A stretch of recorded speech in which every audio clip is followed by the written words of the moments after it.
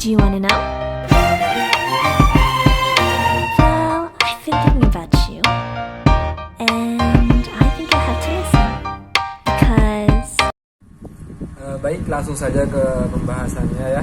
Di sini saya sebagai pemateri utama ingin menjelaskan teori belajar behaviorisme. Behaviorisme adalah sebuah aliran dalam psikologi yang didirikan oleh John B. Watson pada tahun 1913 dan digerakkan oleh Bruce Frederick Skinner. Behaviorisme merupakan aliran yang revolusioner, kuat dan berpengaruh, serta memiliki akar sejarah yang cukup dalam. Menurut Rahmat 1994 dalam Sobur 2011, belajar artinya perubahan perilaku organisme sebagai pengaruh lingkungan. Behaviorisme tidak mau mempersoalkan apakah manusia baik atau jelek, rasional atau emosional. Behaviorisme hanya ingin mengetahui bagaimana perilakunya dikendalikan oleh faktor-faktor lingkungan. Behaviorisme mengandung bahwa ketika dilahirkan, manusia tidak membawa bakat apa-apa. Manusia akan berkembang berdasarkan stimulus yang diterimanya dari lingkungan sekitarnya. Lingkungan yang buruk akan menghasilkan manusia buruk, sedangkan lingkungan yang baik akan menghasilkan manusia yang baik.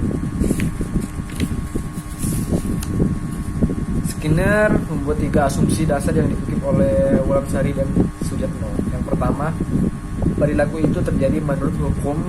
Perilaku manusia adalah organisme yang berperan dan berpikir tetapi tidak mencari penyebab perilaku dalam jiwa manusia dan menolak alasan-alasan penjelasan dengan mengendalikan keadaan pikiran atau motif-motif internal.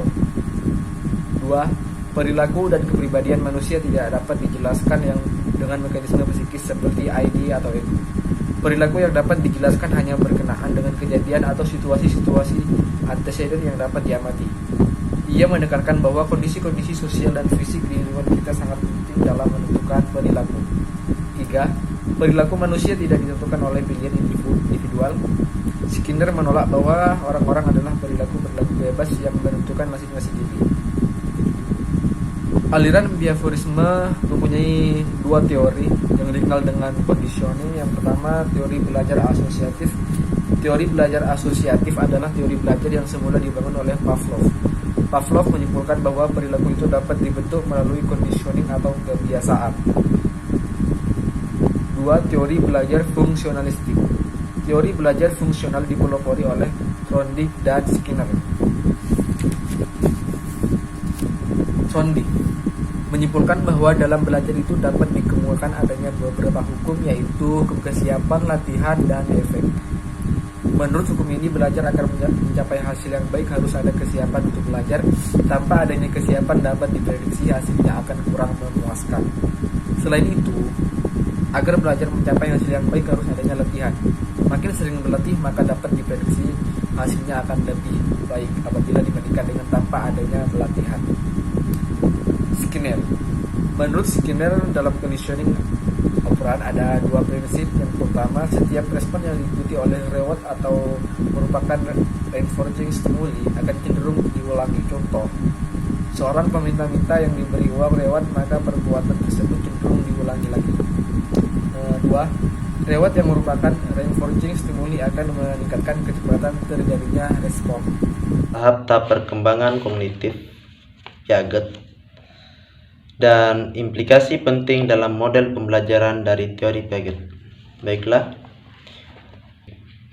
menurut teori Piaget dalam Trianto 2012 menyatakan bahwa setiap individu pada saat tumbuh mulai dari bayi yang baru dilahirkan sampai dewasa mengalami 4 tingkatan perkembangan kognitif, yaitu sensori motor, proprasictonal, operasi konkret, dan operasi formal. Tahap-tahap perkembangan kognitif Piaget, yaitu tahap yang pertama sensori motor, per 2 tahun. Kemampuan-kemampuan utamanya yaitu terbentuknya konsep kepermanenan objek dan kemajuan gradual dari perilaku reflektif ke perilaku yang mengarah ke tujuan. Yang ketiga, proporsional. Perkiraan usia 2-7 tahun.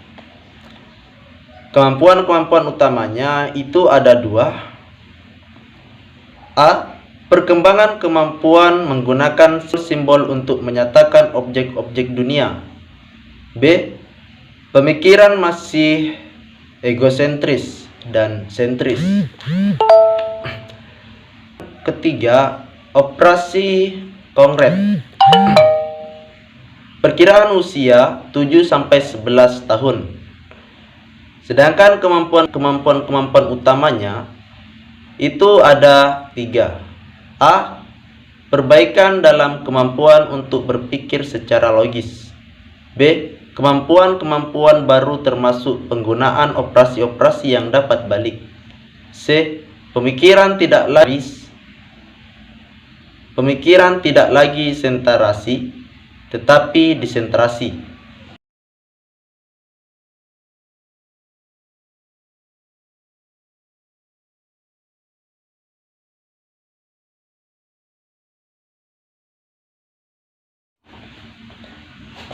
Yang terakhir, operasi formal. Perkiraan usia 11 tahun sampai dewasa. Kemampuan utamanya itu ada 2. A. Pemikiran abstrak dan murni simbolis mungkin dilakukan. B. Masalah-masalah dapat dipecahkan melalui penggunaan eksperimentasi sistematis.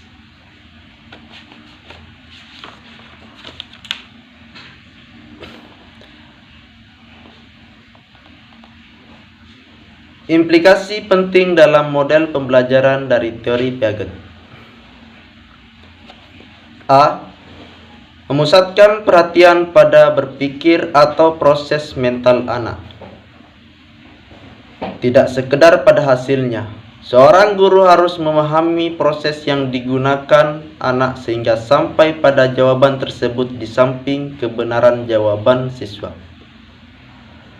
Seorang guru dikatakan berada dalam posisi memberikan pengalaman sesuai dengan yang dimaksud jika pengamatan belajar yang sesuai dikembangkan dengan memerhatikan tahap kognitif siswa yang mutakhir.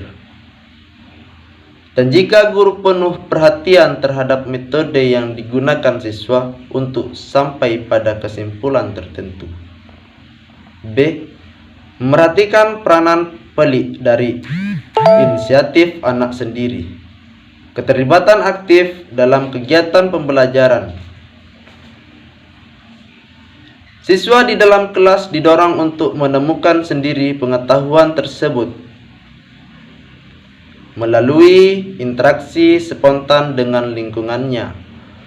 Oleh karena itu, seorang guru dituntut mempersiapkan berbagai kegiatan yang memungkinkan anak melakukan kegiatan secara langsung dengan dunia fisik. Menerapkan teori Piaget berarti dalam pembelajaran fisika banyak menggunakan penyelidikan. C. Memaklumi akan adanya perbedaan individual dalam hal kemajuan perkembangan.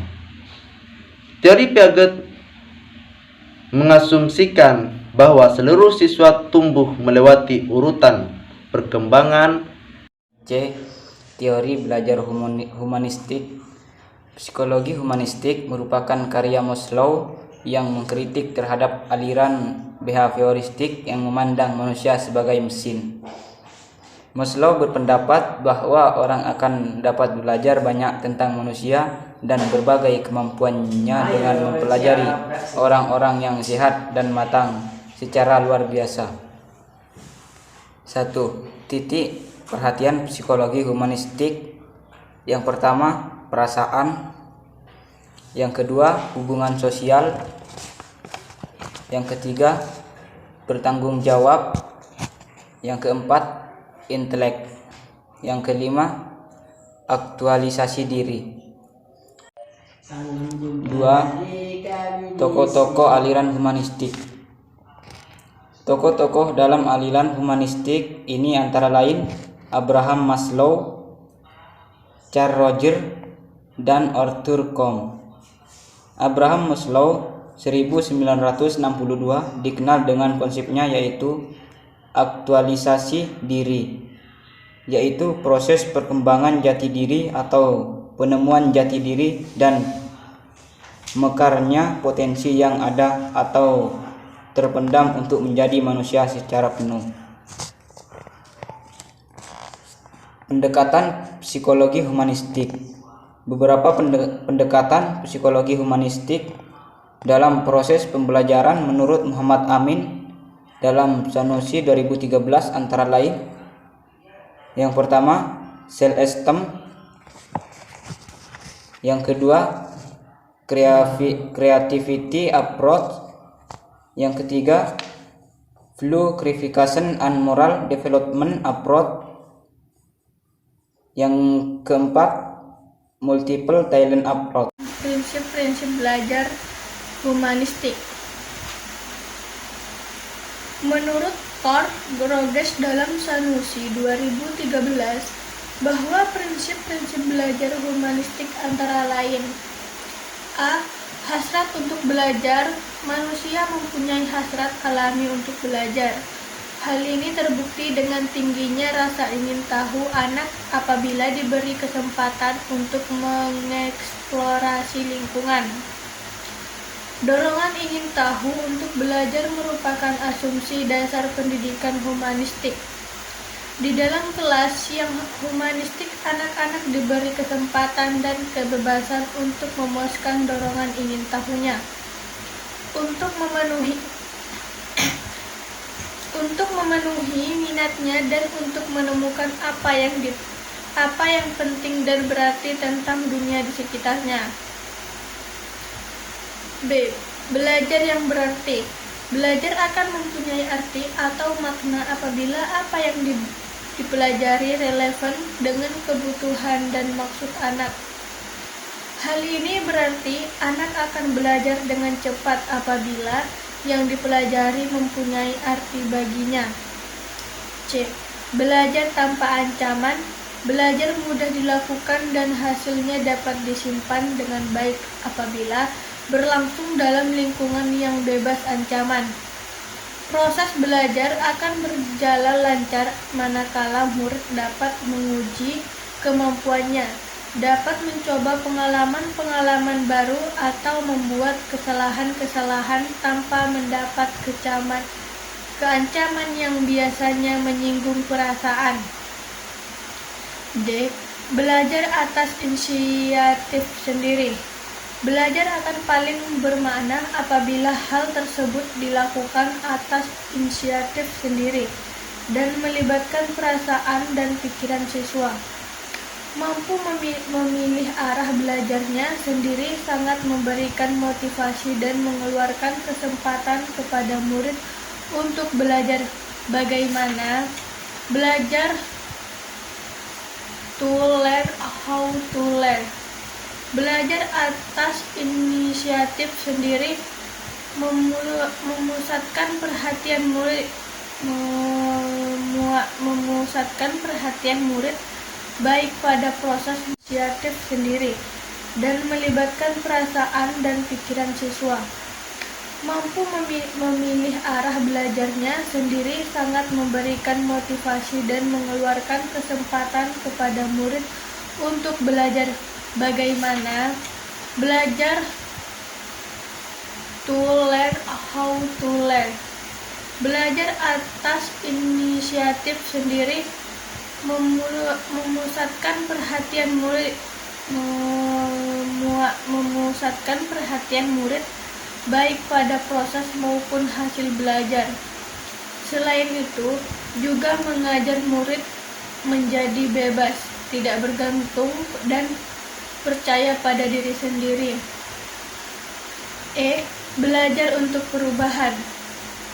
Belajar yang paling bermanfaat adalah belajar tentang proses belajar. Menurut Rogers, pada waktu yang lampau, murid belajar mengenai fakta-fakta dan gagasan-gagasan yang statis. waktu tersebut, dunia lambat berubah. Dana yang diperoleh di sekolah sudah dipandang cukup untuk memenuhi kebutuhan zaman. Saat sekarang, perubahan merupakan fakta hidup yang sentral. Ilmu pengetahuan dan teknologi selalu maju dan melaju. Oleh karena itu, pada saat sekarang yang dibutuhkan adalah orang mampu belajar di lingkungan yang sedang merubah dan akan terus berubah.